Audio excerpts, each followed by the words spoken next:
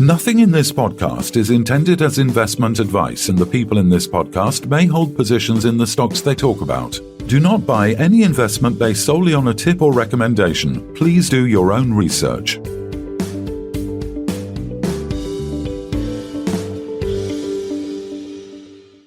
Hello and welcome to the Midweek Takeaway. Today we're joined by Carl Esprey, CEO of Contango Holdings. Welcome back, Carl. How's things?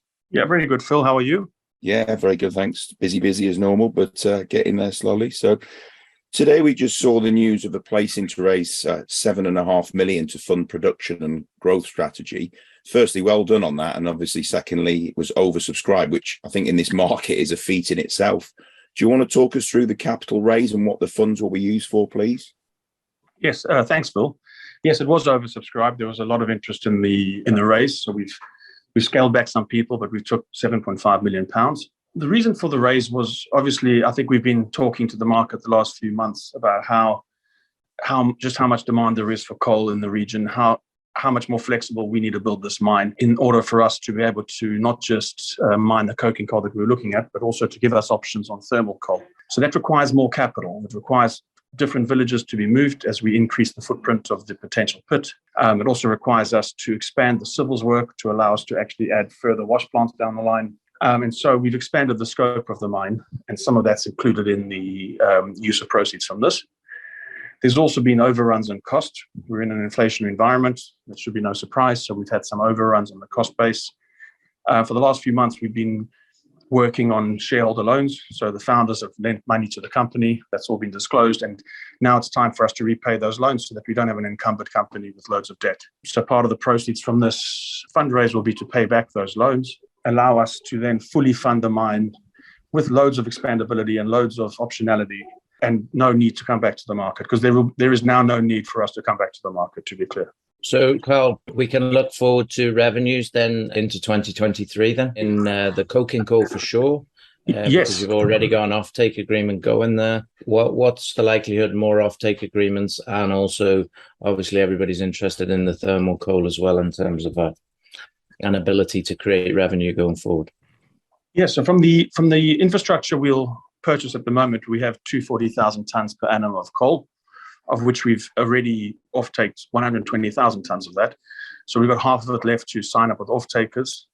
We've got multiple offtakers asking us for offtakes. In fact, compared to a year ago when we spoke, we are now ranking offtakers and choosing which of the offtakers we prefer. We're in discussions with one offtaker at the moment. That'll be our preferred option, which will be kind of finalized in the coming weeks. But really, I don't mean to be flippant, but offtake at this point is not an issue in the coal space. There is so much demand for a limited product that, what's important for us is to keep our head down and get this mine producing.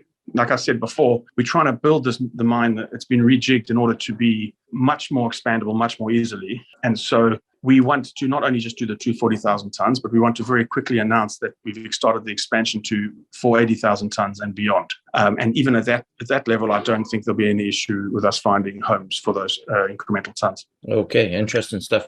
So this is all based on the size and the increase of the wash plants.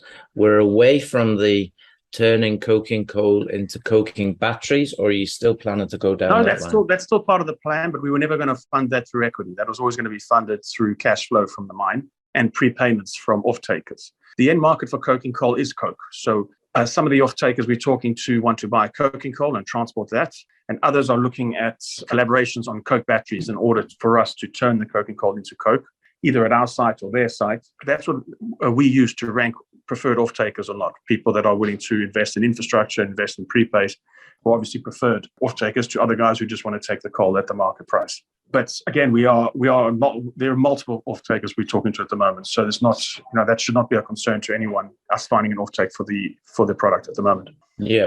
So you now a fully funded, effectively coal mine production facility that in 2023 should produce. You expect that you will produce the 240,000? Well, we'll certainly hit the run rate of 240,000 tonnes in 2023. But obviously, as you ramp up a mine, you don't produce from day one at the full nameplate capacity. But one should expect that within 2023, we'll be hitting the point where we're running at 240,000 tonnes a year. Okay, so this is 20,000 tonnes a month, basically, is what you're aiming at. Yeah, is what we'll get. That's washed coal. That's washed coal, yes. So the run-of-mine coal is higher than that. Yeah. Okay. And I mean, you've got no shortage of coal. Just to remind everybody, how much coal in totality do you think you have in these licenses? We've got over 2 billion tons, so hundreds of years of coal at that rate. Okay. So I mean, we'll all be dead by the time this is all dug up. That's for sure. Even with advances in modern medicine, I suspect we'll all be long dead. Yes, indeed. Yeah, obviously we're looking at logistic solutions for the thermal coal, but I mean, because there's some argument that the rise in the thermal coal price is less sustainable than the rise in the coking coal price. But certainly, of the 2 billion tons, it's not all coking coal. It's about 30% coking coal. And that coking coal will be needed for generations still, because as long as the world's making steel and chrome, it needs coking coal to go into those smelters. Yeah, I think everybody's going to be surprised how long we're going to need coal for, to be honest with you. The thermal stuff, I mean, I think it's at least another decade, maybe 2 decades before it has to be turned off completely. Or it will be turned off completely. There's probably some truth to that. Obviously, we're living through that right now. Yeah. So anyway, as Phil said before, congratulations that you managed to raise that much money in this market. I think it's proof really that the finances or the financial possibilities in this project are exceptional. Otherwise, you wouldn't have been able to raise the money. So, I think it's great in this market, and we look forward to 2023 being the year that you really do produce significant amounts of revenue and start being EBITDA positive. I presume if you hit this runway, the company is going to be EBITDA positive at that point. Absolutely, EBITDA, cash flow positive, EBITDA positive, and obviously net income positive as well.